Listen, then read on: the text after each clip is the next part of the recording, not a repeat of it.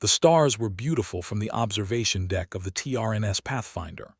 Captain Sarah Chen stood with her hands clasped behind her back, watching the cosmic ballet of the Terminus Nebula, vast clouds of purple and gold gas illuminated by newborn stars. Beautiful and strategically important. The nebula marked the boundary between explored space and the unknown territories humanity had been charting for the past decade. "Captain, we've got incoming." Lieutenant Yuki Tanaka's voice cut through the peaceful moment. "Multiple hyperspace signatures, big ones." Chen turned from the viewport and strode to the bridge, her boots clicking against the deck plating. The exploration fleet, 12 vessels strong, from the Pathfinder down to the nimble scout ships, had been conducting surveys for 3 months without incident. That was apparently about to change.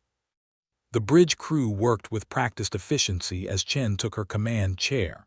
The main display flickered to life, showing the tactical situation. One by one, ships were dropping out of hyperspace around them. Heavy cruisers, battleships, dreadnoughts built like flying cathedrals, all hard angles and weapon emplacements. "Count," Chen asked calmly. 217 ships and still jumping in," Tanaka reported. "They're boxing us in, Captain. Classical encirclement pattern." "I see it." Chen studied the formation with a tactical eye honed by 20 years in the fleet. Whoever was out there, they knew what they were doing. "Hail them." The communications officer worked her console. "Channel open, Captain." The main screen shifted from the tactical display to show a face that definitely wasn't human. Reptilian features, intelligent amber eyes, and scales that shimmered with an iridescent sheen. The alien wore what appeared to be a military uniform, chest laden with medals and honors. "I am Supreme Commander Vexthar of the Korvax Empire," the alien announced. His voice translated by the universal communication protocols humanity had been refining for years. "You have entered sovereign Korvax territory.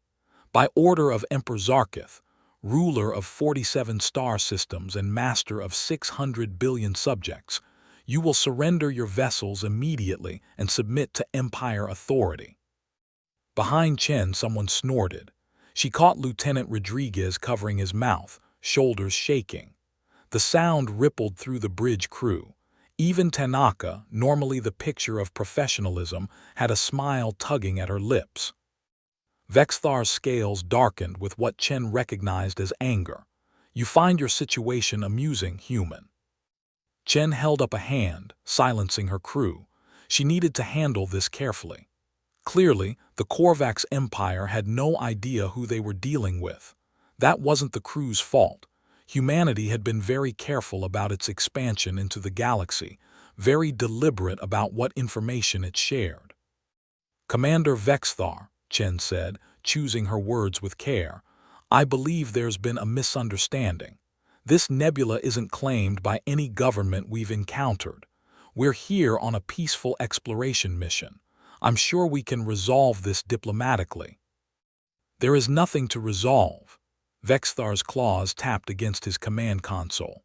"You will comply or be destroyed. The Korvax Empire does not negotiate with primitives who stumble into our territory with inferior vessels and—" Another snort from the crew. This time Rodriguez didn't even try to hide it and the laughter spread. Chen felt it bubbling in her own chest, the absurdity of it all. The Korvax had no idea. None at all. "Inferior vessels," Lieutenant Marcus Webb, her tactical officer, muttered just loud enough to be heard. "Oh, that's rich." Vexthar's screen flickered with rage. "You dare mock the Empire? Very well. Let this be a lesson to all who challenge Korvax supremacy."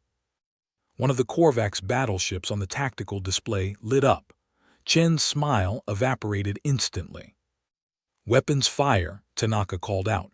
"Plasma torpedo incoming." The Pathfinder shuddered as the shot impacted their forward shields. Alarms blared. The laughter on the bridge died in an instant. Chen stood slowly from her command chair, her expression transforming. The diplomatic mask fell away, revealing something cold and ancient beneath.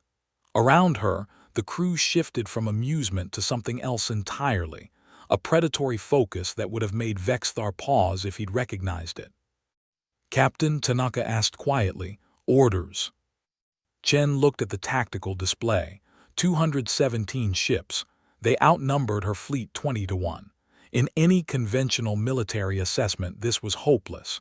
The Korvax clearly thought so. They had no idea what they'd just started. Sarah Chen had served in 3 wars before taking command of an exploration fleet. She'd earned her captaincy in the blood and fire of the Centauri Rebellion. She'd lost friends, buried crew members, and learned the hardest lesson of military service. Sometimes mercy got your people killed. She turned to her communications officer. "Get me Admiral Webb on priority channel. Encrypt it." "Yes, ma'am." Then she looked at Lieutenant Webb, no relation to the Admiral, though they shared the same predatory instincts. "Tactical, power up all systems. Drop the civilian protocols." Webb's grin was sharp. Finally, initiating military override. His fingers flew across his console. "Authorization, Webb 7 Tango Black." Throughout the Pathfinder, and on all 11 other vessels in the fleet, civilian safety limiters began disengaging. Weapons systems that had been hidden behind sensor-dampening fields came online. Reactor outputs that had been throttled for efficiency surged to combat levels. Chen opened the fleet-wide channel. "All ships, this is Pathfinder Actual. Protocol Crimson is now in effect. I say again, Protocol Crimson. Rules of engagement, weapons free. Show them what we really are." On the main screen, Vexthar was still talking, still making demands. Chen let him speak. She wanted to remember this moment, the last seconds before the Korvax Empire learned the most important lesson in the galaxy. Humanity didn't build exploration vessels. Humanity built weapons that could explore. "Tactical," Chen said softly, "light them up." Lieutenant Webb's smile could have cut steel. "Aye, Captain, with pleasure." And the Pathfinder went to war. On the Pathfinder, armored plates along the hull rotated and retracted, revealing weapon batteries that had been completely hidden from the Korvax sensors. What had appeared to be a civilian exploration vessel, perhaps lightly armed for defense against pirates, unveiled its true nature. Railgun turrets extended from concealed housings. Missile pods unfolded like mechanical flowers. Point defense lasers awakened, tracking dozens of targets simultaneously. And it wasn't just the Pathfinder. All 12 human vessels were shedding their disguises.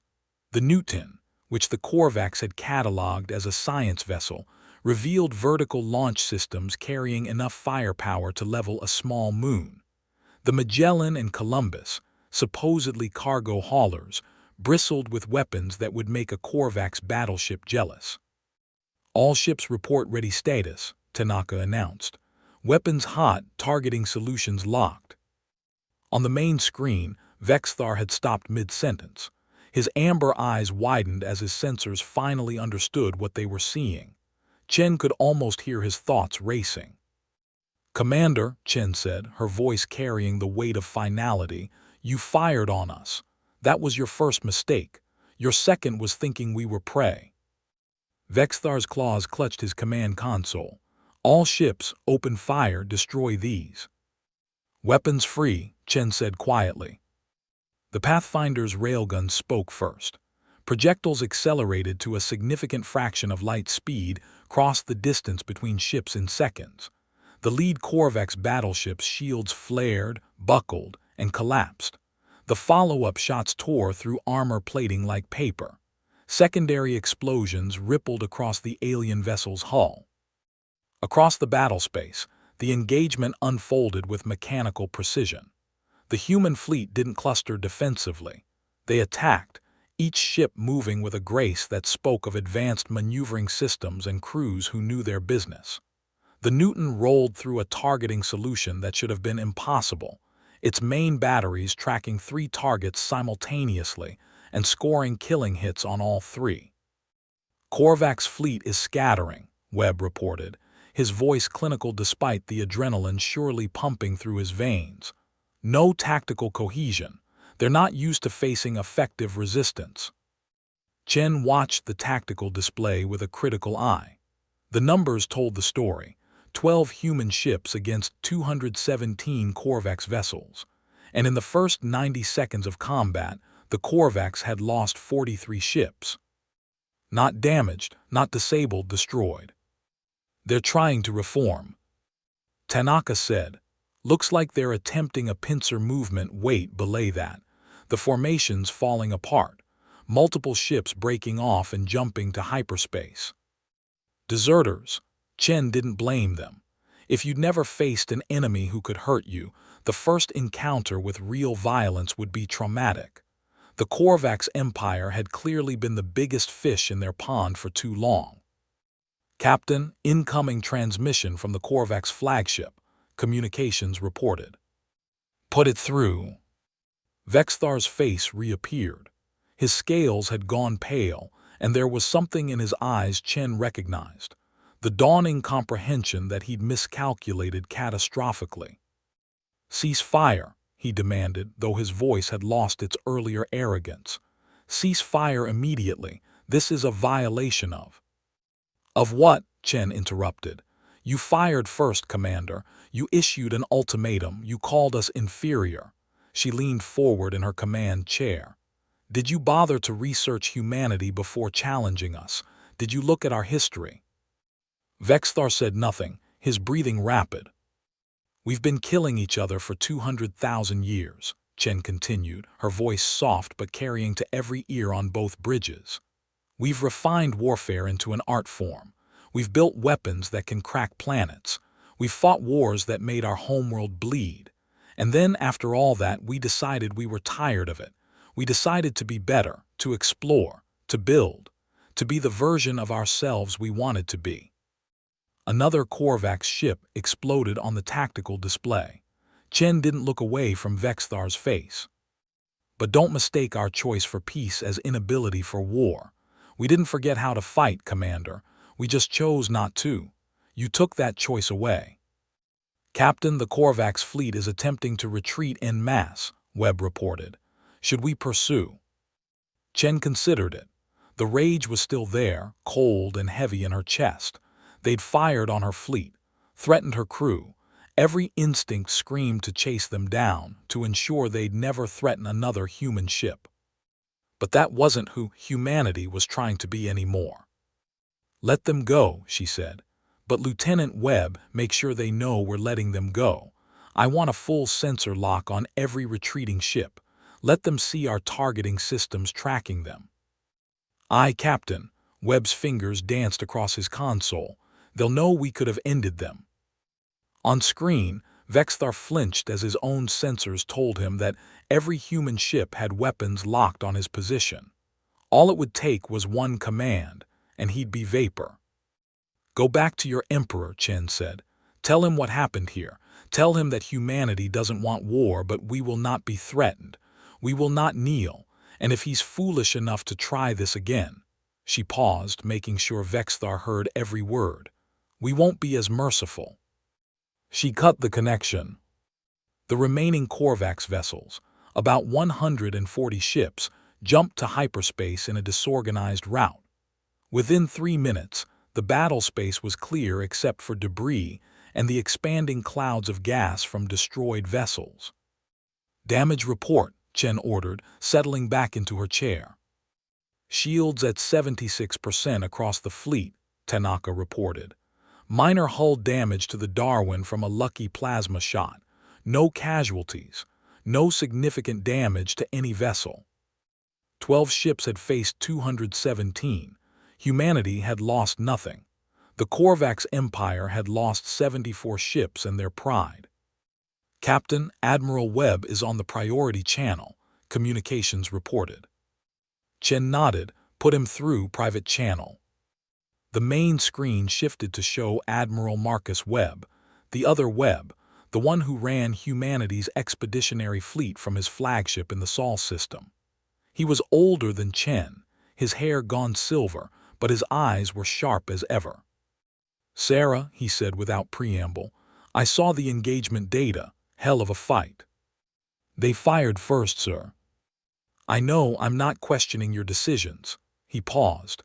But you know what's going to happen now, don't you? Chen felt ice settle in her stomach. They'll escalate. Empires always do. They can't afford to look weak. Webb's expression was grim. Intelligence is already picking up chatter. The Korvax are mobilizing their sector fleet. Best estimates put it at 10,000 ships. 10,000, Chen repeated softly. Get your fleet back to the rally point, Webb ordered. I'm sending reinforcements. And Sarah, this isn't going to end with one battle. The Korvax just learned we can fight. Now they're going to find out if we can win a war. The transmission ended. Chen sat in her command chair, looking at the debris field that had once been Korvax warships. Good people had died here today, even if they'd been trying to kill her first, and more would die in the days to come. Plot a course for Rally Point Tango 7, she ordered. Best speed. Aye, Captain, the helmsman replied. As the Pathfinder and her fleet turned away from the Terminus Nebula, Chen's communications officer spoke up hesitantly. Captain, we're receiving a transmission. It's unusual. From the Korvax. No, ma'am, from Earth, Office of Naval Intelligence. It's a single audio file broadcast on all frequencies. No encryption. They want the Korvax to hear it. Chen frowned. What is it? The officer played it. Laughter. Not the nervous laughter from earlier. This was a recording. Human laughter, dozens of voices, edited together into a sound file maybe 10 seconds long. It sounded like a studio audience, like a laugh track from an old comedy show. But sent from ONI, broadcast where the retreating Korvax would intercept it, the message was clear. Humanity found your challenge amusing. Chen closed her eyes. Someone at Naval Intelligence had a sense of humor and absolutely no sense of diplomacy. Sir, Lieutenant Webb said quietly, the Korvax are going to lose their minds over that. I know, Chen replied. And somewhere in Korvax space, Supreme Commander Vexthar was receiving that same audio file, listening to humanity's laughter echoing across the stars. The Korvax Empire had been insulted, humiliated, and bloodied. They would not forgive. They would not forget. They would come with everything they had. And humanity was counting on it. The Imperial Palace on Korvax Prime was a monument to conquest. Built from the crystallized bones of a dead star, it rose 3 kilometers above the capital city, visible from orbit. Within its halls, Emperor Zarkith had ruled for 47 cycles, expanding his domain system by system, species by species. The Empire had never known defeat. Until now. The War Council chamber was a circular room with walls of polished obsidian, reflecting the faces of the Empire's highest military commanders. 12 Grand Admirals stood at attention around the central holographic display, which currently showed the aftermath of the Terminus Nebula engagement. 74 ships, lost in 47 seconds. Emperor Zarkith paced around the display, his ceremonial robes trailing behind him. His scales had darkened to nearly black, a sign of rage among his species that every being in the room recognized. Explain this to me, Zarkith hissed, his voice dangerously quiet. We sent 217 warships against a primitive exploration fleet. How are 74 of those ships now debris?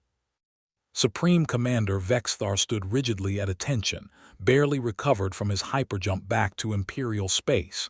His scales were still pale from the shock. Majesty, the humans. They were not what our intelligence suggested. Their vessels were heavily armed, far beyond what their appearance indicated. Their weapons technology is advanced, Grand Admiral Thexner interrupted. She was the Empire's most decorated officer, veteran of 18 campaigns. I've reviewed the combat data. Their railguns are primitive kinetic weapons. Effective, yes, but nothing the Empire hasn't encountered before. What I see here is a commander who panicked. Vexthar's scales flushed with anger, but he held his tongue. Arguing with Thexner was a quick path to reassignment. The humans employed deception, Vexthar said instead. They disguised warships as civilian vessels. That's a violation of. Of what? Zarkith snapped. Treaties we don't have with them. Conventions they never agreed to. He slammed a clawed hand on the holographic display, sending ripples through the image. They outmaneuvered you, outsmarted you, and then they sent this. He pressed a control. The audio file played through the chamber speakers. Laughter, human laughter. 10 seconds that felt like an eternity. The Grand Admirals shifted uncomfortably. To be mocked by an enemy was the gravest insult in Korvax culture. It suggested the enemy didn't even consider you a threat, just a source of amusement. They're laughing at us, Zarkith continued softly, laughing at the Empire, at me. This will spread across the galaxy. Every species we've subjugated, every rival who fears our might, they're all going to hear about this. About how the mighty Korvax Empire was humiliated by a species we'd never even heard of 6 months ago. Then we must respond with overwhelming force, Majesty, Thexner said. Not 200 ships, 2,000, 20,000, however many it takes to erase this insult. I concur, rumbled Grand Admiral Korvesh, commander of the Second Fleet. Humans bleed like any other species. We simply need to spill enough of their blood. Zarkith studied the tactical data, his tactical mind working. The humans had revealed capabilities that suggested a sophisticated military infrastructure. But 12 ships, no matter how advanced, could not stand against the full might of the Empire. How many ships can we mobilize in the Terminus sector? He asked. Thexner consulted her data pad. The 7th, 9th, and 11th fleets are within jumping range. Combined strength, 10,473 vessels. We can have them assembled in 3 weeks. Make it 2 weeks. Majesty, the logistics. 2 weeks. Zarkith turned to face his admirals. I want this human fleet found and destroyed. I want their homeworld identified. And I want every ship they have sent to the bottom of whatever ocean they crawled from. He paused. And when it's done, I want their laughter replaced with screaming. The admirals saluted in unison. It will be done, Majesty. As the War Council dispersed, Vexthar remained. Zarkith regarded him with cold eyes. You have one chance to redeem yourself, Commander. You will join the assault fleet as an advisor. You faced these humans. You know how they fight. Yes, Majesty, Vexthar bowed low. I will not fail you again. No, Zarkith agreed. You won't, because if you do, you won't live long enough to regret it. Across the galaxy, in a Spartan office aboard the TRNS Imperator, Admiral Marcus Webb reviewed the same intelligence data the Korvax were likely analyzing. His office was deliberately austere, a desk, a chair and walls covered with star charts. No decorations, no mementos. Everything in Marcus Webb's life had been stripped down to its essential function, winning wars. His aide, Commander Patricia Acaffer, stood at attention beside his desk. Sir, intelligence confirms the Korvax are mobilizing 3 fleets. They're calling in ships from across their territory. How many? 10,000, give or take. They'll need time to assemble them, probably 2 to 3 weeks. Webb nodded slowly, his fingers steepled under his chin. And our strength in the region. Captain Chen's exploration fleet is pulling back to Rally Point Tango 7. The 5th and 7th battle groups are en route to reinforce her position. Combined strength, 260 ships. Against 10,000. Webb smiled, but there was no humor in it. The politicians are going to hate this. Sir, they're going to want us to negotiate, to pull back, to find a diplomatic solution. Webb stood, walking to the star chart that dominated one wall. He traced the route between human space and Korvax territory with one finger. They'll say we provoked this, that we should have surrendered Chen's fleet to avoid escalation. Should we have? Akafor asked carefully. Webb turned to look at her. Would you want to live in a galaxy where humanity kneels every time someone points a gun at us? No, sir. Neither would I, and neither will our children. He returned his attention to the map. The Korvax think they're preparing for a battle. They're going to bring their fleet to the Terminus sector, engage our forces, and demonstrate their superiority. And what are we going to do, sir? Webb was quiet for a long moment, his eyes scanning the map, seeing patterns and possibilities that existed only in the realm of strategic planning. We're going to let them assemble their fleet, he said finally. All 10,000 ships. We're going to let them think they have the advantage. And then, Commander Akafor, we're going to teach them the most important lesson in warfare. Which is, sir? Numbers mean nothing if you're fighting the wrong battle. Akafor frowned. I don't understand. Webb pulled up a classified file on his terminal.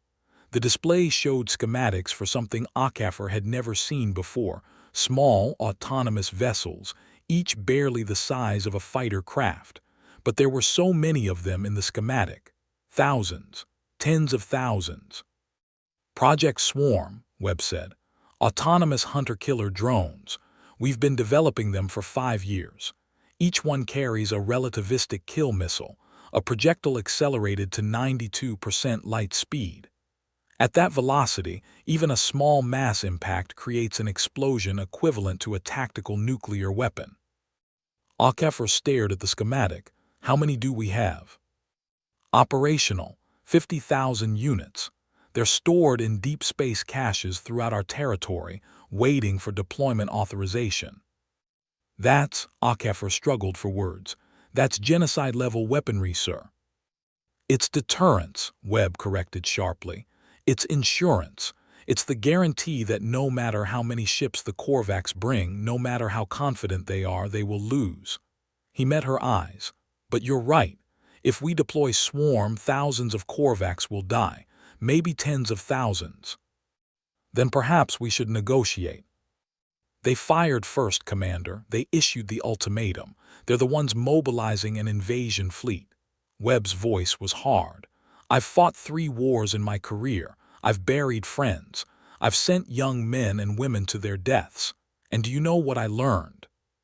Sir, mercy at the wrong time gets your own people killed. The Korvax need to learn that humanity isn't prey. We're not another client species to be absorbed into their empire. And if we have to write that lesson in their blood. He turned back to the star chart. Then that's what we'll do. Akafor was silent for a moment. There will be consequences, sir. Political fallout, the civilian government will complain and wring their hands and demand investigations. After we win, Webb pulled up another file. I need you to deliver a message to the Defense Council, encrypted, Priority Alpha. What's the message, sir? Protocol 7 is requested and approved. Authorization, Webb Tango 6 Black. He handed her a data chip. This contains the full operational plan. The Council has 48 hours to veto it. After that, I'm pulling the trigger whether they like it or not. Akafor took the chip with steady hands, though her face was pale. Sir, Protocol 7, that's a war-ending strategy. Are you certain? I'm certain that the Korvax are coming with 10,000 ships to destroy us. I'm certain that if we fight them conventionally, humans will die. A lot of humans. Webb's jaw was set. I'm certain that I'd rather be called a war criminal by the comfortable and safe than send our people into a meat grinder because I was too afraid to use the tools we built. Yes, sir. As Akafor left, Webb returned to the star chart. Somewhere out there, the Korvax were assembling their fleet, confident in their strength. They were thinking about the battle to come, imagining their victory, planning their revenge. They had no idea. Marcus Webb had spent 30 years studying warfare. He'd learned from humanity's bloodiest conflicts, and he'd learned the most important lesson of all. Wars aren't won by the side with the most ships or the biggest guns. Wars are won by the side willing to do whatever it takes to ensure they're the last one standing.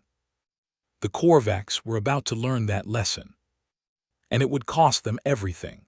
3 weeks later, the Terminus Nebula burned with the exhaust trails of 10,000 ships. The Korvax armada dropped out of hyperspace in waves, each fleet maintaining perfect formation, a demonstration of discipline and military precision honed over centuries of conquest. The Seventh Fleet materialized first, 3,500 vessels arranged in a hammer and anvil formation. Then the Ninth, spreading wide to encircle any potential escape routes. Finally, the 11th Fleet, the Empire's most decorated battle group, took position at the center. On the bridge of the flagship Imperium's Pride, Grand Admiral Thexner watched the tactical display with satisfaction. 47 years of military service had taught her that overwhelming force, properly applied, could break any enemy. The humans had won a single engagement through deception and luck. Today, they would learn what real power looked like. "All fleets report ready status," her tactical officer announced. "Weapons charged, targeting solutions locked." "Excellent, begin the sensor sweep. I want those human ships found." Thexner paused, her eyes narrowing at the main display.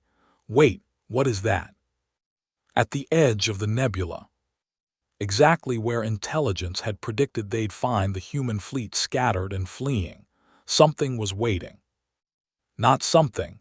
260 human warships, arranged in perfect parade formation. They weren't running, they weren't hiding. They were waiting. "Signal strength indicates all vessels are at full power," the sensor officer reported, his voice uncertain. "No signs of retreat preparation. They're just sitting there." Thexner felt a cold whisper of doubt. 260 ships against 10,000. Even if the humans' vessels were individually superior, which the combat data from Terminus suggested was true, the mathematics were simple. They would be overwhelmed through sheer numbers. Unless they knew something she didn't. "Hail them," Thexner ordered. The human response came immediately, as if they'd been waiting for the call.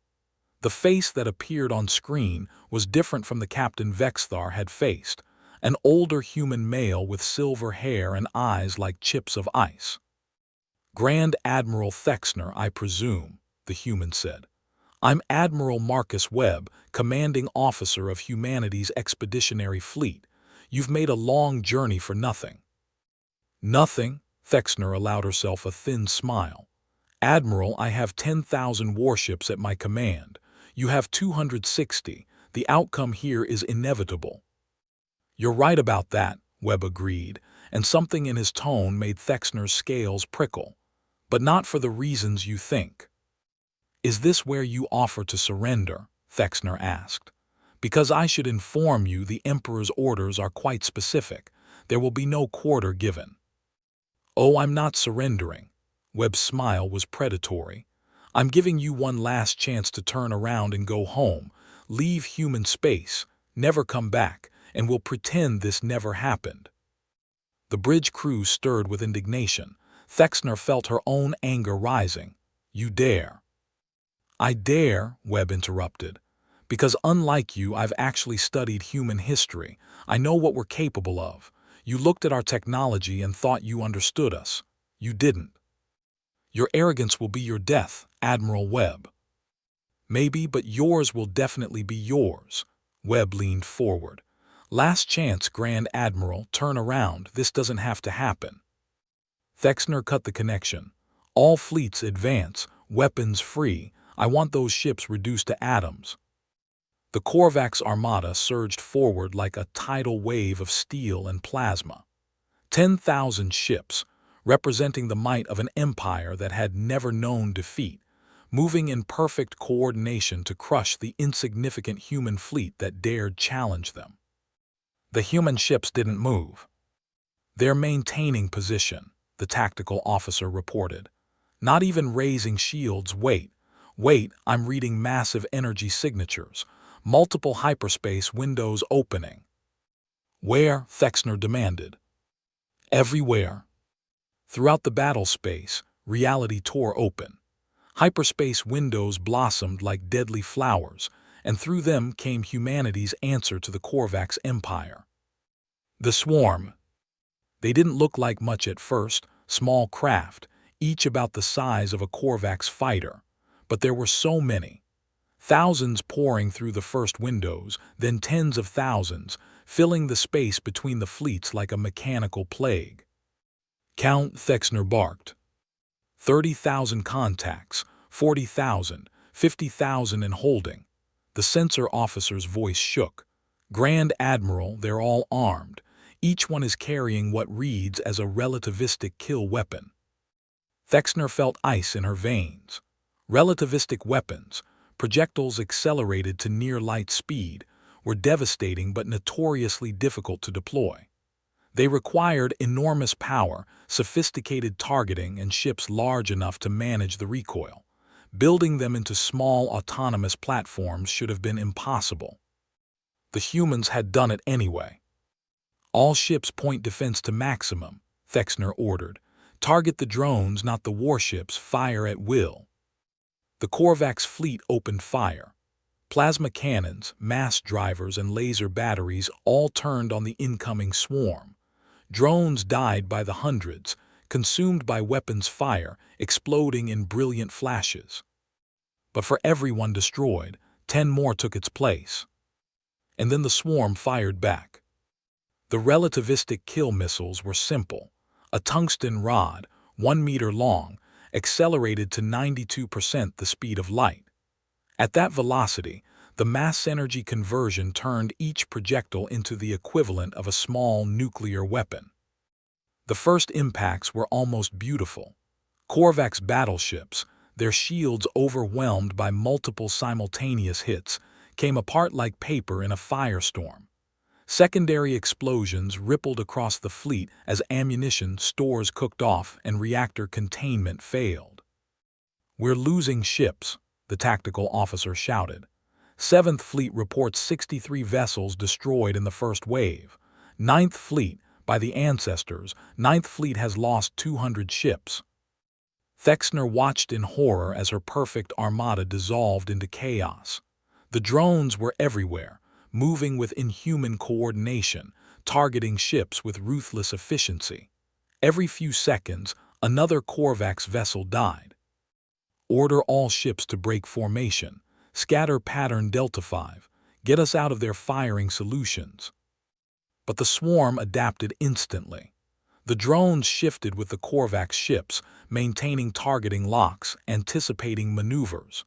They weren't just automated, they were networked, sharing targeting data, operating as a single distributed intelligence. "Admiral Webb is hailing us," communications reported. Thexner, her scales gone completely pale, accepted the call. Webb's face appeared, impassive as stone. "You should have taken the deal," he said simply. "Call them off," Thexner demanded. "Call off your machines, this is slaughter." "Yes," Webb agreed, "it is, and you brought it on yourselves." He leaned forward. "You came here with 10,000 ships to destroy us, to make an example of humanity. Did you think we'd fight you ship to ship, honor against honor, in some glorious battle for the history books?" Another series of explosions lit up the tactical display. The 11th Fleet, the pride of the Korvax Empire, was burning. "We don't fight glorious battles, Grand Admiral, we fight to win, and we win by ensuring the other side can't fight back." Webb's voice was cold, clinical. "You wanted to know what humanity was capable of. This is it. 50,000 autonomous hunter-killers, each one carrying weapons that can crack a battleship. No hesitation, no mercy, no fear, just mathematics and murder." "You're a monster," Thexner whispered. "Maybe," Webb acknowledged, "but I'm a monster who's going to save human lives. How many of your people need to die before you learn this lesson, Grand Admiral? 1,000, 5,000, all 10,000. Thexner looked at her tactical display. In 6 hours of engagement, the Korvax had lost 8,000 ships. 8,000. The surviving vessels were in full retreat, jumping to hyperspace in desperate, uncoordinated escapes. The 7th Fleet was gone. The Ninth Fleet had ceased to exist as a cohesive unit. The 11th Fleet, her fleet, the one she'd commanded for 15 years, was scattered wreckage. And the human warships, those 260 vessels that had sat waiting so calmly, hadn't fired a single shot. They hadn't needed to. "What do you want?" Thexner asked, the words ashes in her mouth. "I want you to go home," Webb said. "I want you to tell your emperor what happened here. I want him to understand that humanity doesn't want war, but if you force us to fight, we will end you. Completely, totally, without hesitation. And if the emperor orders another attack." Webb's smile was terrible. "Then next time we won't stop at your military. Next time we'll bring this to your homeworld. And Grand Admiral, these drones can operate in atmosphere just fine." Thexner understood. He was threatening genocide, the complete annihilation of Korvax Prime. "You would murder billions of civilians." "I would do whatever it takes to protect humanity," Webb corrected. "And if that means turning your planet into a graveyard, then yes, I would, without losing a single night's sleep." He paused. "But it doesn't have to come to that. Stand down. Go home. Convince your emperor that humanity is not a conquest. We're a cautionary tale." The transmission ended. Thexner sat in her command chair, surrounded by the ruins of her fleet, and faced the hardest truth of her career. She had lost.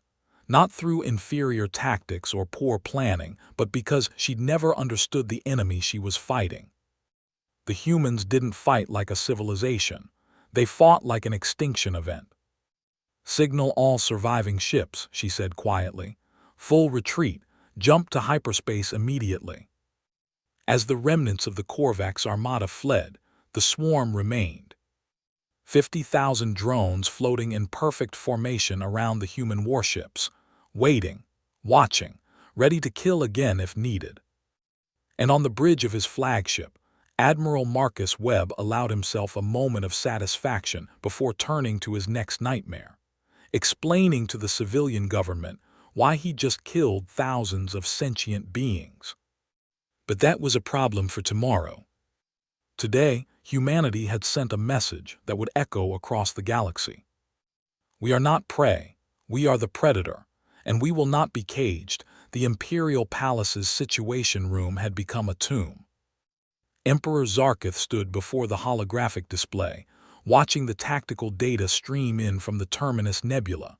Each red icon represented a destroyed Korvax ship. There were so many red icons.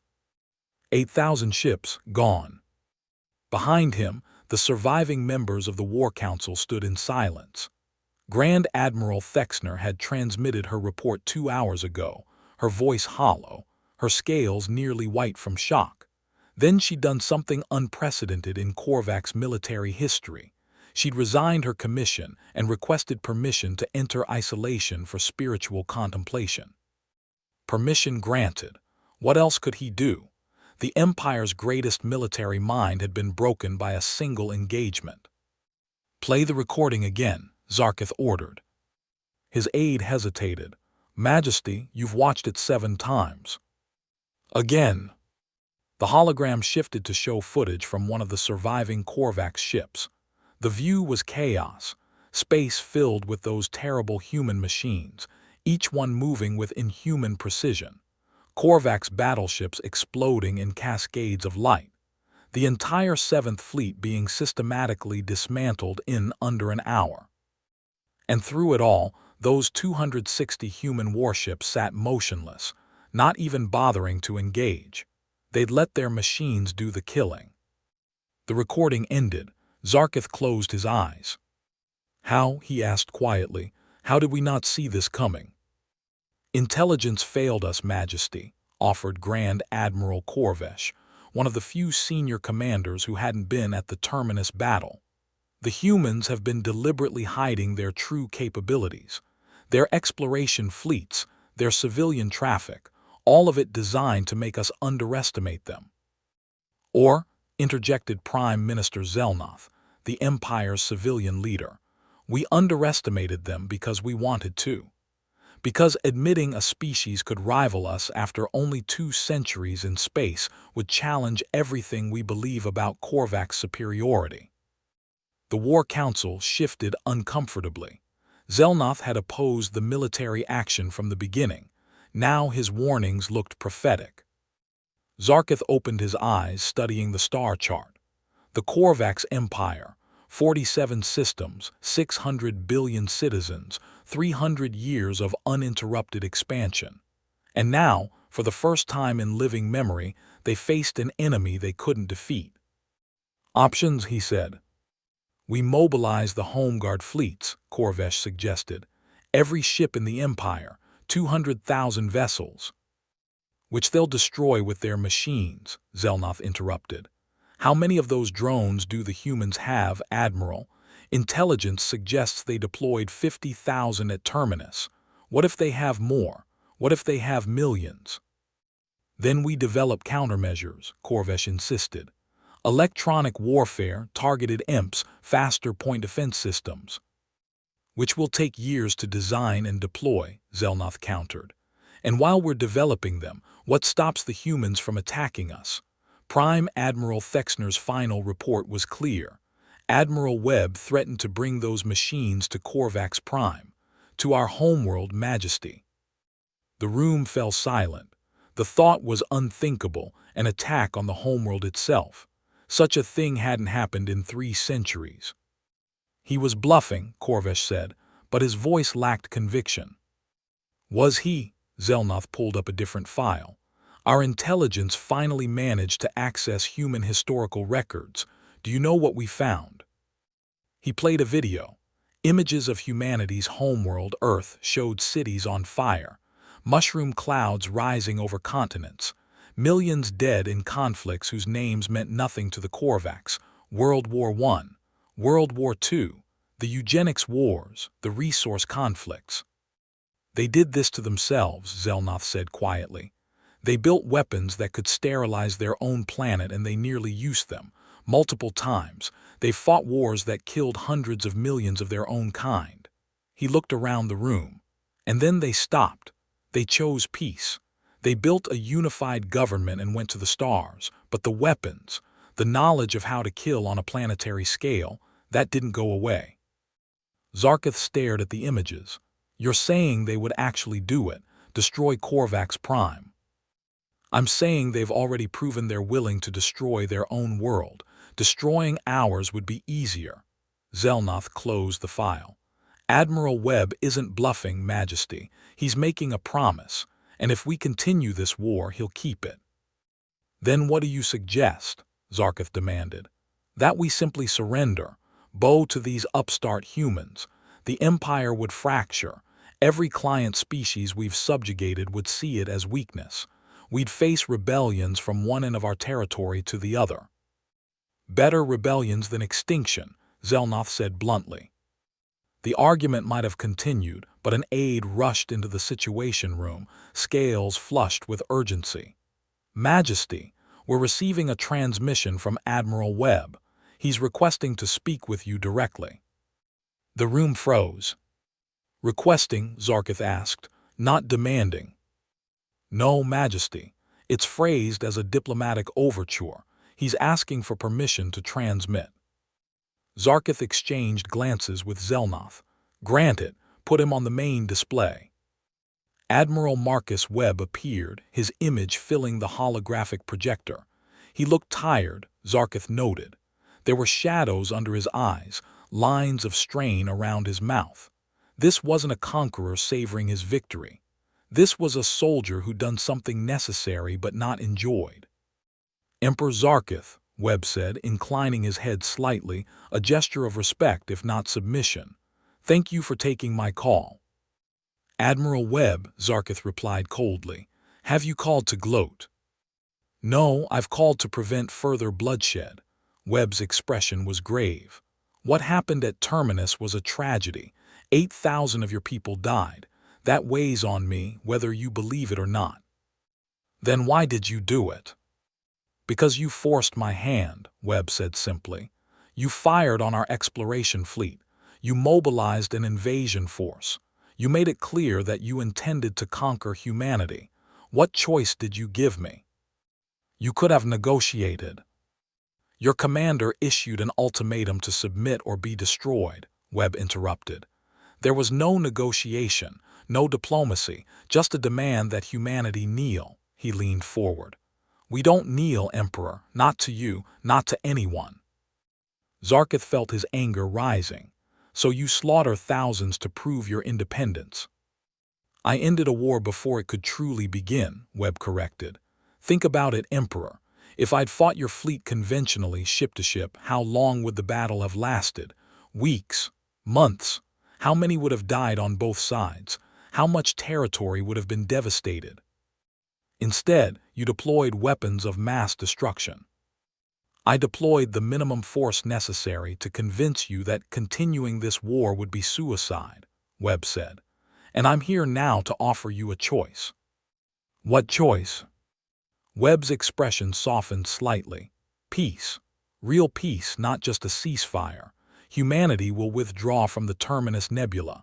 We'll establish a neutral zone between our territories. Neither side crosses it without permission. We'll open diplomatic channels, establish trade if you're interested, and pretend this whole thing never happened. And if I refuse? Then I bring the swarm to Korvax Prime. The Situation Room went silent. Several War Council members hissed in anger, but Zelnoth raised a hand for quiet. You would murder billions, Zarkith asked, echoing Thexner's earlier words. I would do whatever is necessary to protect humanity, Webb said, and there was something terrible in his voice, absolute conviction. I've spent 30 years studying war, Emperor. I know its costs. I know what it does to civilizations, to individuals, to souls. And I know that sometimes the only way to prevent greater bloodshed is to make one side hurt so badly that they never want to fight again. He paused, and when he spoke again, his voice was softer. I don't want to destroy your world. I don't want to kill billions. But if the choice is between your billions and my billions, I choose mine, every single time, without hesitation. Zarkith studied the human admiral's face. There was no cruelty there, no sadism, just a cold, hard pragmatism that made him more dangerous than any conqueror. You speak of peace, Zarkith said, but you've demonstrated that humanity is willing to commit genocide. We've demonstrated that we can commit genocide, Webb corrected.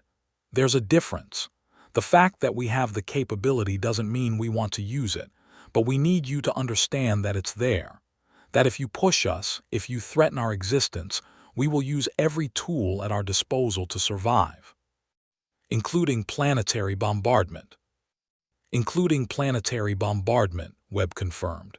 Emperor, I'm not proud of what happened at Terminus, but I'd do it again tomorrow if it meant saving human lives. The question now is, will you make me do it again, or will you choose a different path? Zarkith looked at his war council. Korvesh wanted to continue fighting, that was clear from his expression. But the others, they looked uncertain, afraid. They'd seen what human weapons could do. Why offer peace now? Zarkith asked. You have the advantage. You could press your attack, shatter the Empire while we're reeling. Webb's smile was sad. Because war isn't about winning battles, Emperor. It's about achieving political objectives. My objective isn't to conquer the Korvax Empire. It's to ensure humanity can explore and expand without constantly looking over our shoulder, wondering when you're going to attack us again. You want a guarantee. I want mutual understanding. You understand that humanity cannot be conquered. We understand that the Korvax Empire is a powerful neighbor that we don't want as an enemy. Webb paused. We can be trading partners, cultural exchange programs, maybe even allies someday if we work at it. But that only happens if you choose peace. And if I choose war? Webb's expression went cold. Then one ship jumps to Korvax Prime. One ship, Emperor. That's all it would take. We deploy the swarm in your atmosphere. We target your cities, your infrastructure, your military installations. And then we target your oceans. Our oceans, Zarkith frowned. Why? A relativistic projectile hitting water at 92% light speed doesn't just make a splash, Emperor. It superheats the impact zone, creates a shockwave that circles the planet, generates tsunamis that would dwarf anything in your historical records. Your coastal cities, which is most of them according to our scans, would be wiped out. Billions dead. Your economy collapsed. Your government fractured. The empire would tear itself apart. The vision was so vivid, so terrible, that Zarkith could almost see it. Korvax Prime burning, his people drowning, the civilization he'd spent his reign building crumbling to ash. "You're a monster," he whispered. "I'm a realist," Webb replied. "And I'm giving you a choice that most empires don't get, the chance to survive your own ambition. Take it, Emperor, please." Zarkith looked at Zelnoth, who nodded slowly, then at Korvesh, who looked away. The War Council, the Empire's finest military minds, had no answers. "I need time," Zarkith said, "to consult with my advisors." "You have 72 hours, Webb said. "After that, I'll assume you've chosen war and I'll act accordingly." He paused. "I hope you choose wisely, Emperor, for both our sakes." The transmission ended.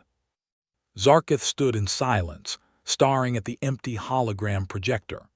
300 years of Korvax expansion, of military supremacy, of unquestioned dominance, all of it was meaningless in the face of an enemy who could destroy planets. "Majesty," Zelnoth asked quietly, "what are your orders?" Zarkith closed his eyes. He thought of his people, 600 billion souls depending on his decision. He thought of Korvax Prime, the jewel of the Empire, the cradle of his species. He thought of the red icons on the tactical display, each one representing Korvax warriors who died because he'd underestimated humanity. "Prepare a formal response," he said finally. "We will negotiate." Human Warship Harbinger was built for one purpose: surgical strikes deep behind enemy lines. Unlike the massive dreadnoughts that formed the backbone of humanity's battle fleets, the Harbinger was sleek, fast, and equipped with stealth systems that made it nearly invisible to conventional sensors. It also carried the most terrifying weapon in humanity's arsenal. Admiral Marcus Webb stood on the bridge, hands clasped behind his back, watching Korvax Prime grow larger on the viewscreen.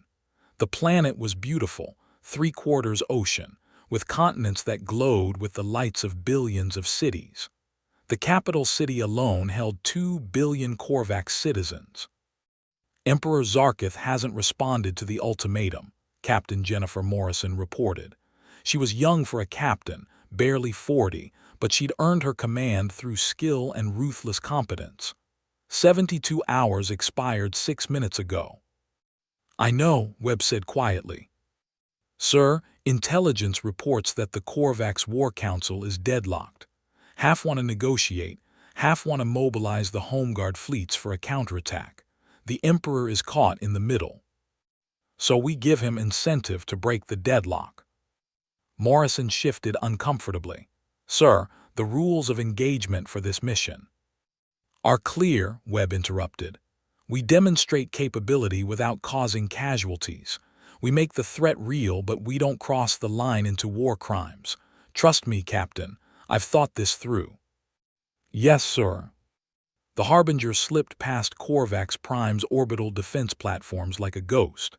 The stealth systems were some of humanity's most classified technology, quantum masking combined with active camouflage that bent sensor waves around the hull.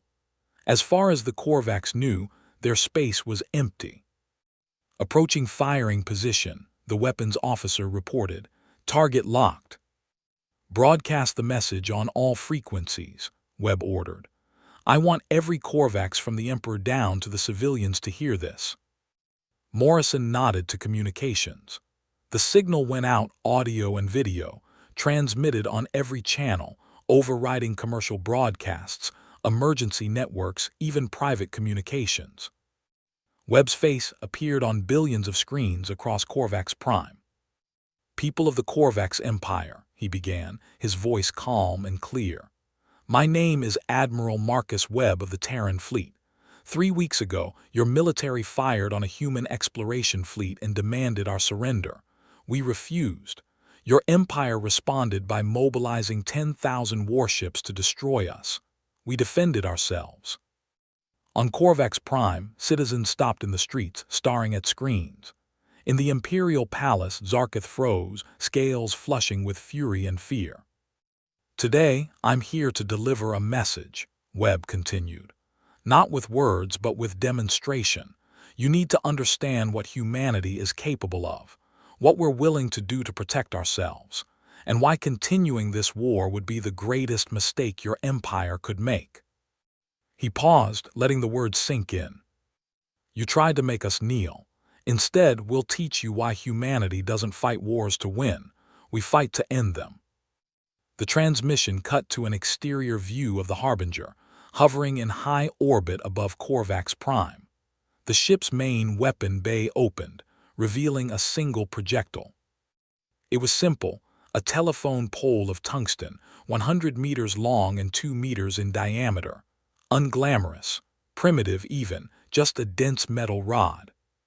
But density was everything when you were about to accelerate it to 90% the speed of light. Fire, Webb ordered. The rail cannon fired. Electromagnetic coils along the Harbinger's spine activated in sequence, each one adding velocity to the projectile. Within 3 seconds, the tungsten rod was traveling at 270,000 kilometers per second.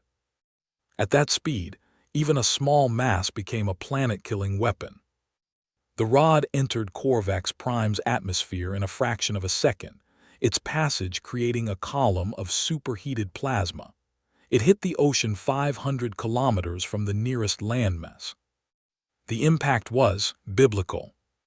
The tungsten rod, carrying kinetic energy equivalent to 500 megatons of TNT, struck the ocean at an angle calculated to maximize the shockwave and minimize casualties. The water at the impact point vaporized instantly, creating a steam explosion visible from space. The shockwave radiated outward at supersonic speed, generating a tsunami that would circle the planet twice before dissipating. But more impressive was the fireball. Superheated water vapor and plasma created a mushroom cloud that rose 100 kilometers into the atmosphere, glowing like a second sun. The heat was so intense that it could be felt on the opposite side of the planet. On Corvax Prime, billions watched in horror as their ocean caught fire. That, Webb's voice resumed, was one projectile, one weapon, fired with precision to ensure no casualties. We hit the ocean far from any population center. The shockwave will cause some coastal flooding. Consider it a warning. No one needs to die today.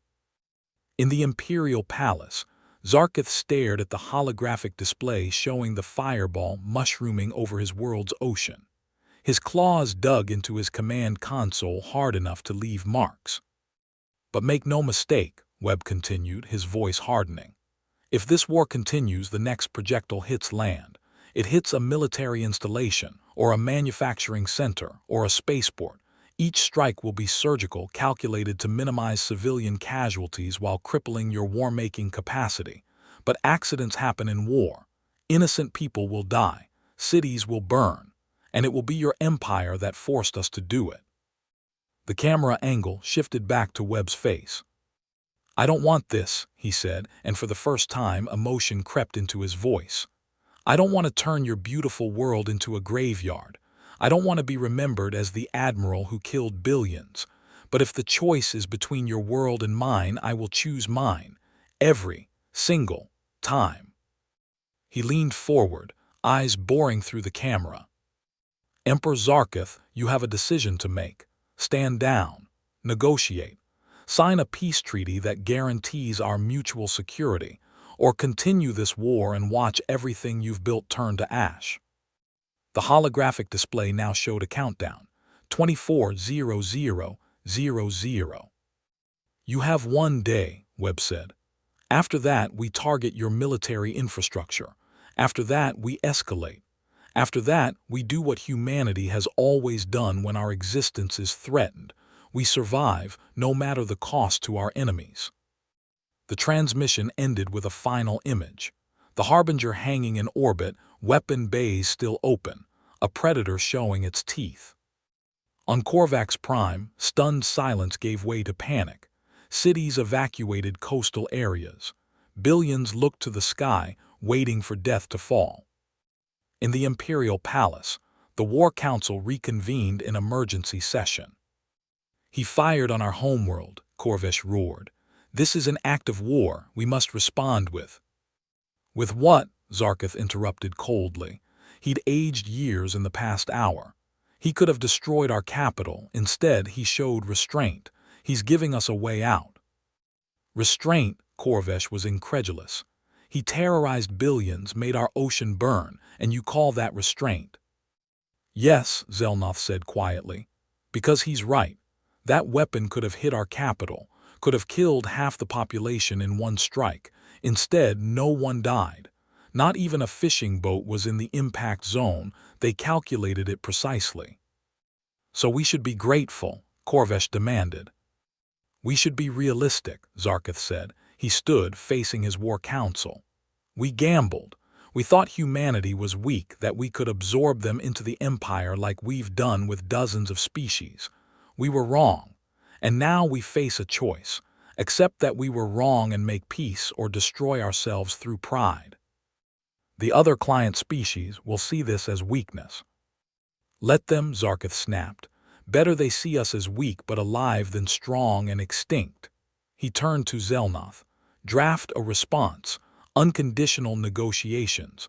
We'll meet wherever and whenever Admiral Webb chooses. Majesty, Korvash tried one more time.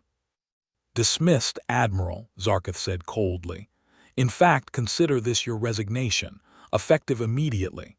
The Empire no longer requires your services. Korvash stiffened, then bowed stiffly and left. The other War Council members watched him go, none offering protest. Signal the human ship, Zarkith ordered. Tell them we accept their terms. Aboard the Harbinger, the response came through within the hour. Webb read it carefully, then read it again, looking for tricks or deception. There were none. The Korvax were surrendering. Stand down from combat alert, Webb ordered. Recall the swarm to their storage caches, and someone get me the diplomatic corps. We've got a treaty to negotiate. Captain Morrison approached quietly. Sir, we just terrorized an entire planet. I know, Webb said, and the weariness in his voice was profound. I'll probably face war crimes charges for this. The civilian government is already preparing investigations. My career is over. Was it worth it? Webb looked at the view screen, where Korvax Prime still showed the fading glow of the impact. Ask me that question in 20 years. If humans and Korvax are trading partners, if our kids grow up never knowing this war happened, if both civilizations are thriving. He paused. Then maybe it was worth it. Maybe the thousands who died at Terminus and the billions I traumatized today will have served a purpose. And if not, then I'm a war criminal who got lucky. Webb managed a tired smile. Either way, humanity survives. That's all that matters. Morrison nodded slowly. For what it's worth, sir, you made the right call. History will decide that, Captain, not us. In the depths of space, the swarm drones began their journey back to storage, deadly machines returning to hibernation. The human battle fleet stood down from alert status. And on Korvax Prime, billions of citizens looked at the burnt ocean and understood. They had challenged the wrong species. Humanity had won without conquest, without occupation, without even a formal battle. They'd won by making the cost of war unbearable while offering an honorable exit. It was, Webb reflected, the most human solution possible, overwhelming violence in service of peace. The war was over. Now came the harder part, living with what they'd done to win it. 6 months later, the conference chamber on Neutral Station Alpha represented humanity's best attempt at diplomatic architecture. Built specifically for these negotiations, the station hung in space, equidistant between human and Korvax territories, a perfect circle, neither side's design influencing the other. Captain Sarah Chen stood at one of the massive viewports, watching supply ships dock. She'd been promoted to Rear Admiral after the war, given a diplomatic posting that felt more like punishment than reward. Apparently surviving the war's opening shots made her the ideal person to help negotiate the peace. "They're early," Lieutenant Tanaka said, checking her datapad. "The Korvax delegation is requesting permission to dock ahead of schedule." "Granted," Chen replied. "Punctuality is a good sign." 3 months of negotiations had produced a framework treaty, but details remained: trade agreements, technology exchanges, the neutral zone's exact boundaries, and the hardest issue, reparations.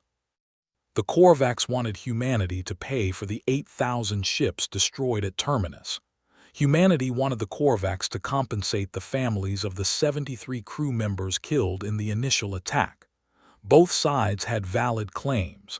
Neither wanted to back down. The conference chamber filled slowly. Human diplomats on one side, Korvax on the other. Emperor Zarkith had sent his prime minister, Zelnoth, to lead their delegation, a canny choice. Zelnoth had opposed the war from the beginning. He had clean hands. Admiral Webb arrived last, moving like a man carrying the weight of worlds. He'd been vindicated by military tribunals. His actions at Korvax Prime were deemed necessary and proportional, but the political cost had been severe. Half of humanity viewed him as a hero.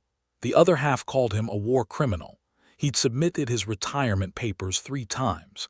Each time, the Defense Council had refused them. "Admiral Chen," Webb said, taking the seat beside her, "ready for another day of circular arguments." "Always a pleasure, sir," Chen replied dryly. The negotiations opened with the usual formalities. Then Zelnoth raised a new issue. "We wish to discuss Admiral Webb's demonstration at Korvax Prime," he said, his scales a carefully neutral gray. "Specifically, the psychological impact on our population." Here we go, Chen thought. They're going to demand Webb face prosecution. "The Emperor has received thousands of petitions," Zelnoth continued. "Citizens demanding justice for the terror they experienced, children who can't sleep, coastal populations who have relocated inland out of fear." He paused. "We cannot ignore this." Webb's expression didn't change. "Prime Minister, I take full responsibility for my actions. If the Korvax Empire wishes to pursue charges—" "We don't," Zelnoth interrupted. Silence fell over the chamber. "I'm sorry," Webb said carefully. Zelnoth pulled up a holographic display. 3 weeks ago, we completed a comprehensive study of Korvax Prime's civilian population. Yes, there was trauma. Yes, there was fear. But do you know what else we found?" He manipulated the display, showing polling data. 73% of our citizens now oppose military aggression against alien species. 86% support diplomatic solutions to territorial disputes. Support for the military budget has dropped 40 points. And most surprisingly, he highlighted another data point. 62% of respondents say they want cultural exchange programs with humanity. Chen stared at the numbers. "They're not angry." "Oh, they're furious," Zelnoth said. "At us. At the War Council that started this war. At Emperor Zarkith for listening to his generals instead of his diplomats." He looked directly at Webb. "Admiral, you traumatized an entire planet, but in doing so you taught them a lesson that 300 years of propaganda couldn't override. War has consequences. Real, terrifying consequences."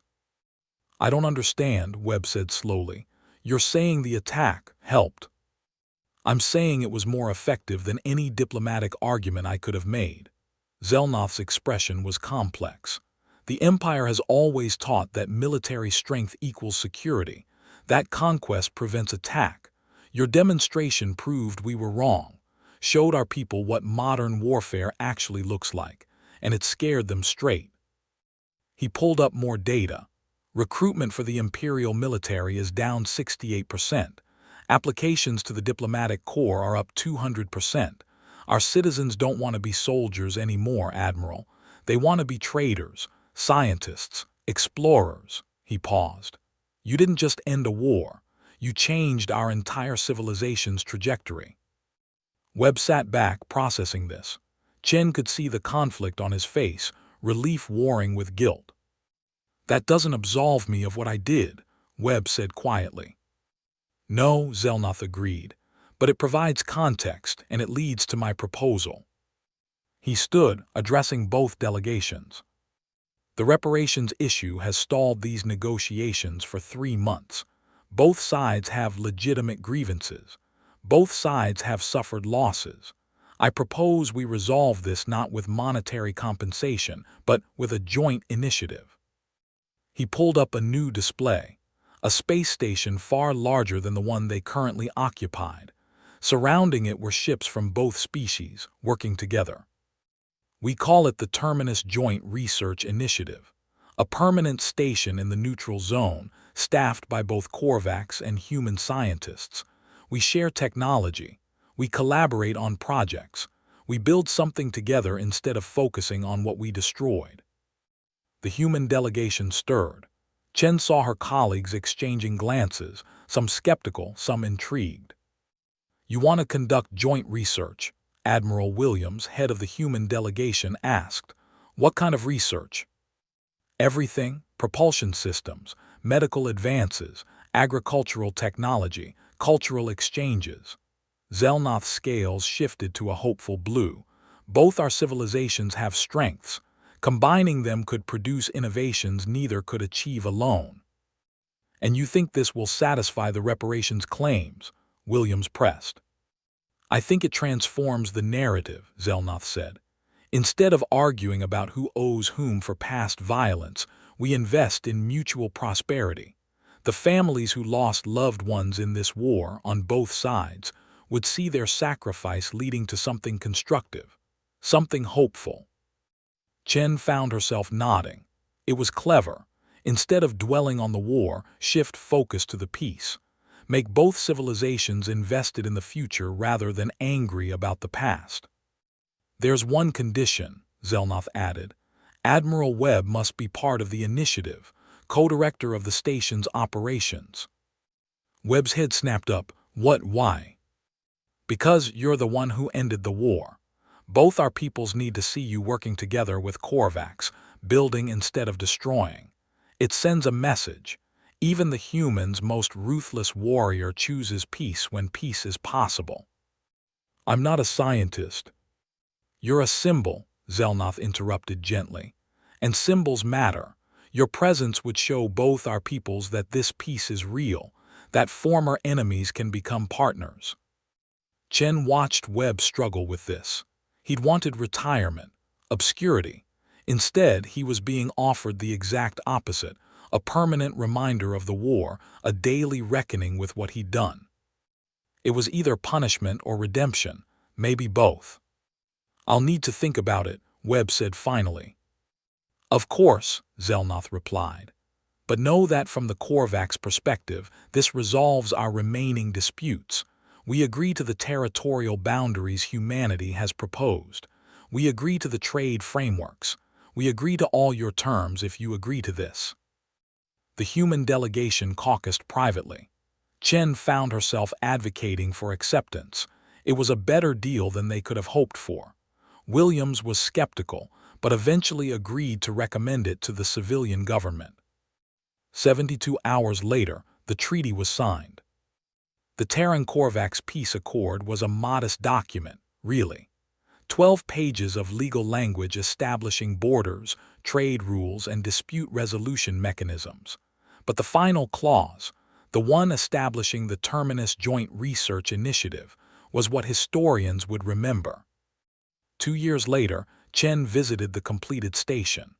It was enormous, a joint construction project that had employed thousands from both species.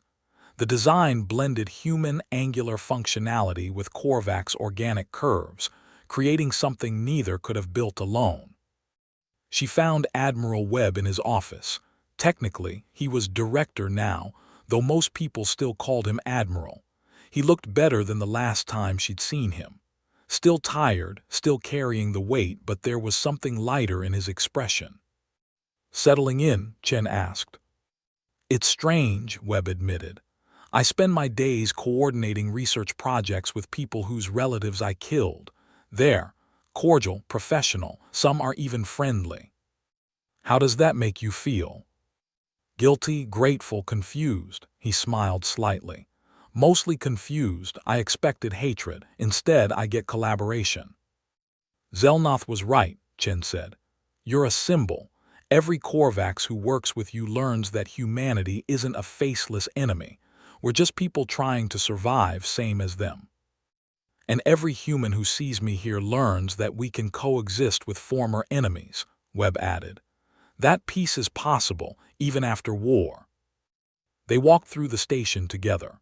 In the main concourse, human and Korvax moved side by side, scientists, engineers, support staff. There was still some separation, some lingering awkwardness, but it was fatting.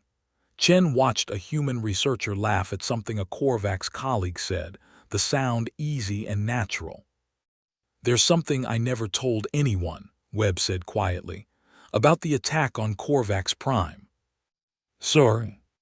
"When I gave the order to fire, I was terrified, not of the Korvax's response, of myself." He stopped walking, looking at the bustle around them.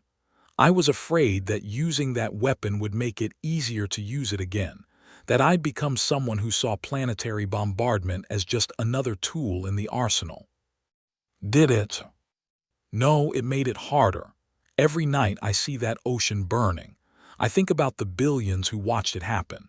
And I know that if I'd had to do it for real, if the Korvax hadn't surrendered, I would have killed all of them to save humanity. That capability is still in me, still in all of us." Chen understood, "But you didn't have to."